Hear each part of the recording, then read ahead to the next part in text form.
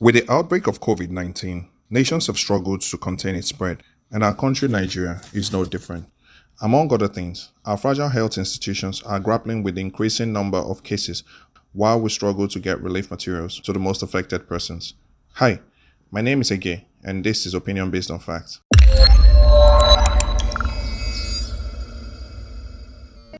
And today, we will be looking at the need for a unique identification number for all Nigerians, just like the Americans have the Social Security number and the Canadians have the Social Insurance number.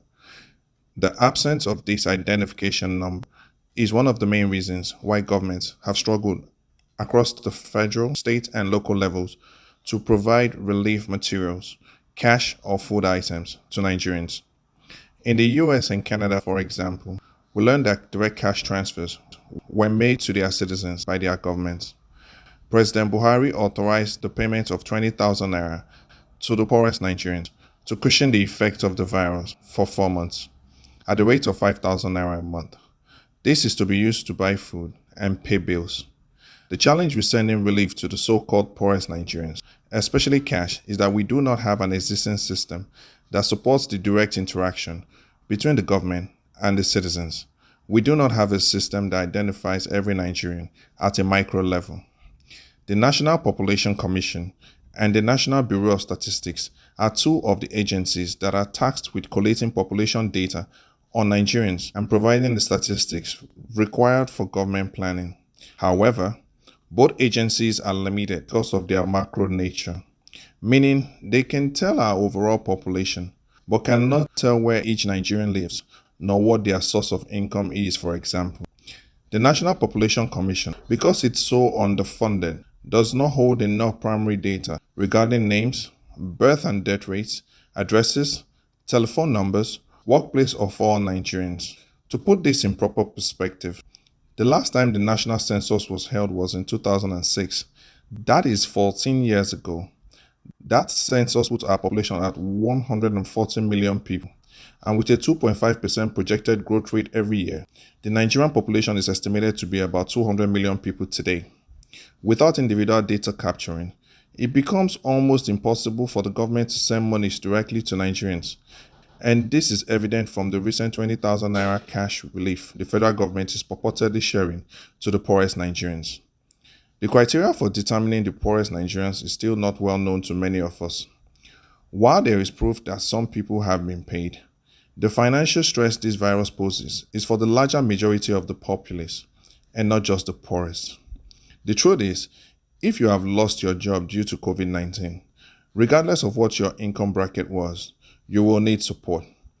It doesn't matter that you earned 100,000 naira a month ago. If you no longer earn it today, you are in trouble.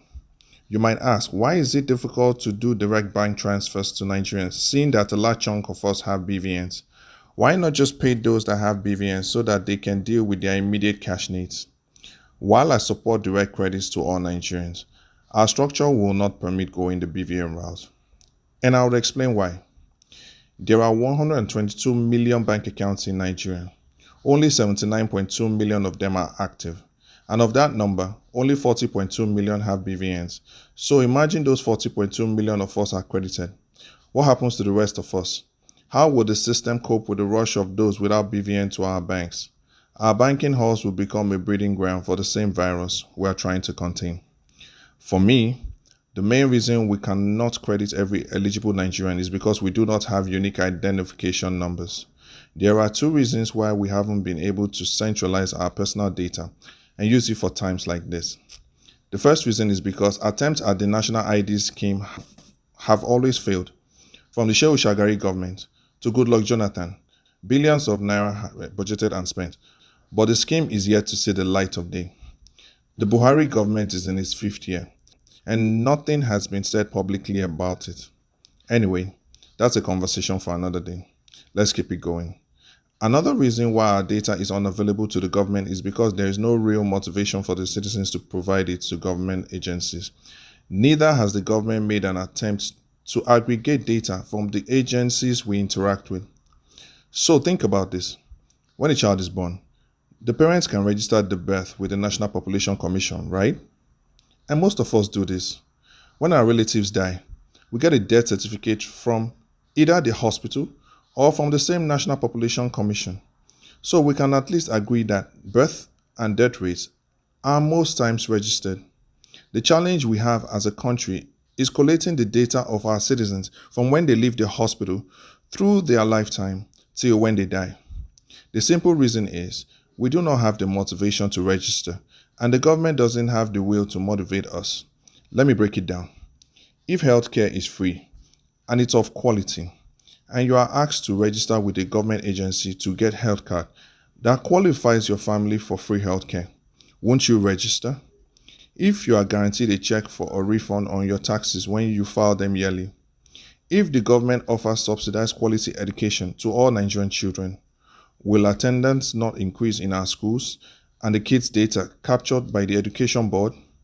If they give every Nigerian child a certain amount of money monthly as child tax benefit, and all you needed to do to access it was to register your kids with a government body, will you not do it? If we agree that we will all comply with these scenarios, you can see how possible it is for government to aggregate all this information across its different agencies, from the hospital when the child is born, to the education school board when we go register them for school, to the hospital again anytime they need to go see a doctor, when they get a job, when they start paying taxes or start collecting pensions. All these different levels, there must have been cash transfers through direct deposits or checks mailed to recipients. If you're expecting a check and you change your home address, will you not be motivated to update your address on the government platform so there's no delay or the chance that you miss your check? The point is, there needs to be an incentive to citizens to submit their information, and it is government's responsibility to encourage it by investing in its people by way of education, healthcare, and direct cash transfers. It is called taking care of your citizens. The government is for everybody, not a select few. If all these are in place, the government will have the details they need. Among all of these agencies mentioned, we can capture the data of over 90% of Nigerians, if not more. I know this will not cover everyone, as we will still have some persons that are unbanked, but with time, the process will improve and more people's information will be captured. If the government puts a few structures in place and mandates all of its agencies to connect, the populace will fall in line, and the information needed to have direct access to the citizens becomes easier to collate. All it takes is an effort to do the right thing, a fulfillment of promises made, and a responsibility to take care of its own. The time is now, now that we have seen how flawed and fragile our systems are, and not when there is another pandemic. Let's do the right thing. Let's do it now. Please like, comment, and share. Also follow us on social media and check out our YouTube channel. Thanks for listening. I'll see you next time. Take care.